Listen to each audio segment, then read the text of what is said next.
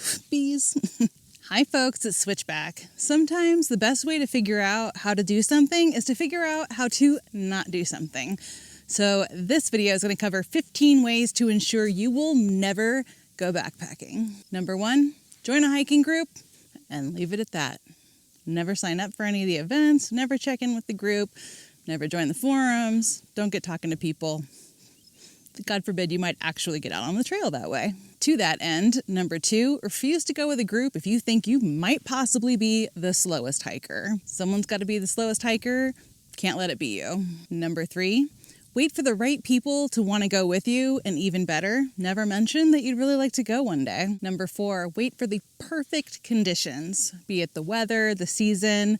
You be Goldilocks, not too hot, not too cold, not too busy, not too quiet. No wind, no clouds, nothing. Must be perfect. Number 5, refuse to go anywhere close to home, especially if it's not, again, perfect. Number 6, decide on only one place that you are going to go and settle for nothing less. It must be epic and it must be exactly that place or it's not worth doing. Number 7, make only one plan and stick exactly to that plan. If anything gets in the way of it, have no backup. This will require that everything must go exactly according to plan or the trip is never going to happen. Number 8, wait until you have the exact right food. It must be nutritious, taste amazing. You never get bored of it. It's ultralight. It takes up no space.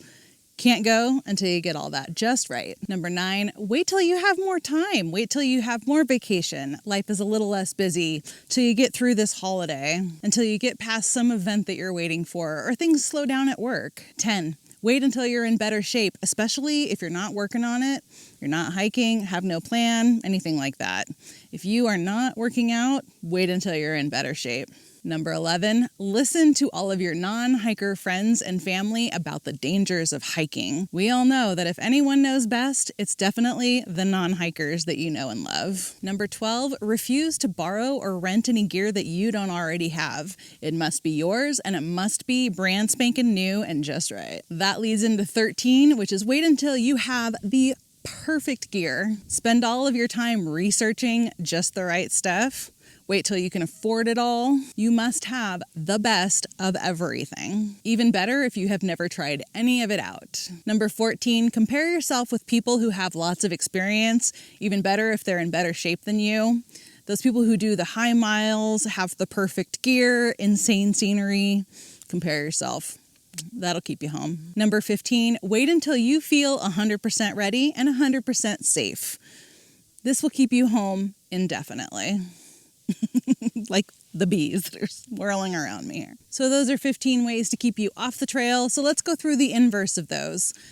Join a group and actually go to an event. Go with that group, even if you might be the slowest one. Invite a friend or go solo. Be flexible about weather conditions. Unless it's unsafe, just get out there and make sure that you have the right safe gear for it. Look at places that are close to home, even if they're not exactly perfect and less than ideal. Be open to lots of different places and possibilities. Have a backup plan, especially if you're in fire season or rain season. Have a plan A, a plan B, even a plan C. Take the food you already have and know, or even experiment at home a bit with some different foods that might work for you out on the trail. Make the time happen, even if it means just an overnight. Be okay with even a shorter trip. It still counts, and it means you're getting out there. Start training now and plan a trip that's in line with your current abilities. Ignore your non-hiker friends and family and do your own research about the actual risks of going hiking where you're going. Borrow or rent any gear that you don't already have. This may be a lot early on, but it will actually save you a lot of money in the long run. Go with the gear you have as long as it's safe. Go with what's in your budget and be prepared to potentially upgrade your gear later as you gain more experience and over time as you kind of figure out what you like. Hike your own hike. Meet yourself where you are. Understand that you will never feel 100% ready and go anyway. Next step, plan a trip. I have this playlist right up here for you.